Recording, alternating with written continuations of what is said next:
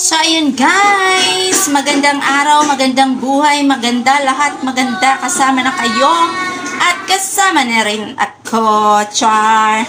So, ayan, magluluto na naman tayo ng panibago nating menu for today's video. So, ayan, meron po tayong nabiling dalawang tambakol na sariwang-sariwa kanina. Kaya naman, dahil nga sa meron tayong sariwang kalamyas, kaya naman hindi tayo nawawala ng isipin kung ano ang ating lulutuin. So, ayan, ganito po ang aking gagawin. Meron po ako dito kamatis, siling green, sibuyas, again, sariwang kalamyas or iba, luya, at saka yung pinatuyong kalamyas din. At syempre, itong ating tambakol ang pinaka-main dish natin. At syempre, meron pa ako ditong kalamyas na sariwa na hinati-hati ko siya ng maliliit. Meron din po itong suka, asin, at paminta. Dahil ang gagawin ko guys ay ganito po siya. Lalagyan ko yung pailalim. Yan, katulad nito, lalagyan ko muna dito sa ilalim. Maganda sana dito guys, lutuin sa palayok. Alam nyo gayon na palayok. Palayok yan. Ipapailalim natin yan. Papailaliman natin.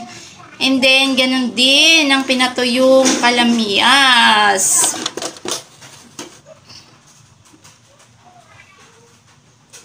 Yan. At syempre, ilalagay na natin ang ating isda. Ang ating isda, ilalagay na natin.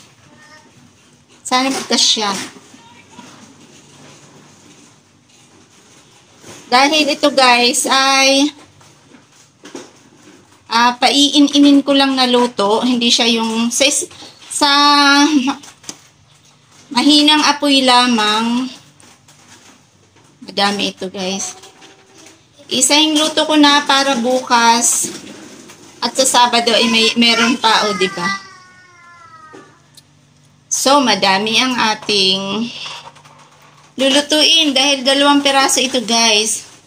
At syempre, dahil nga sa pasasarapin natin ng masarap ang ating lulutuin for today's video, ay lalagyan natin yan ng masasarap na sangkap. At ilalawak natin sa, kumbaga ipapaibabaw natin.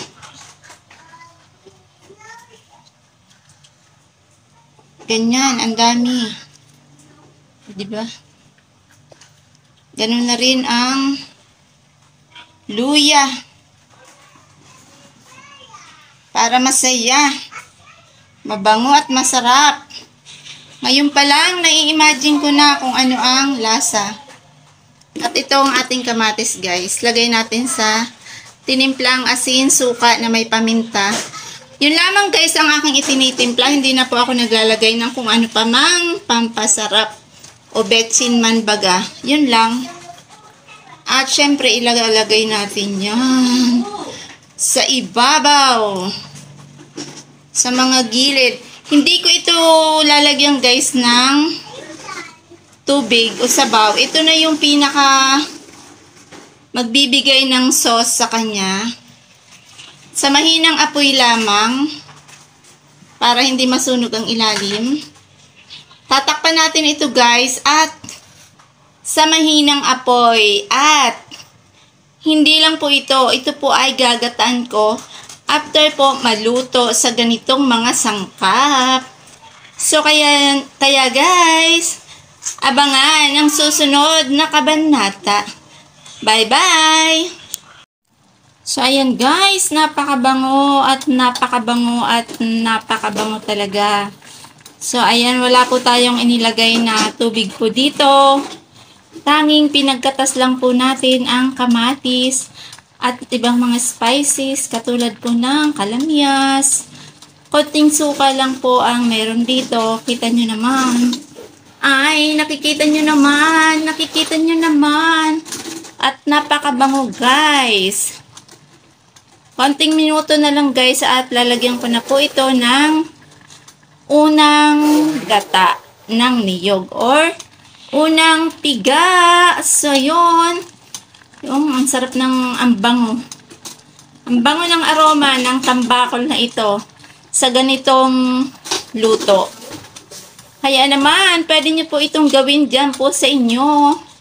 Soo!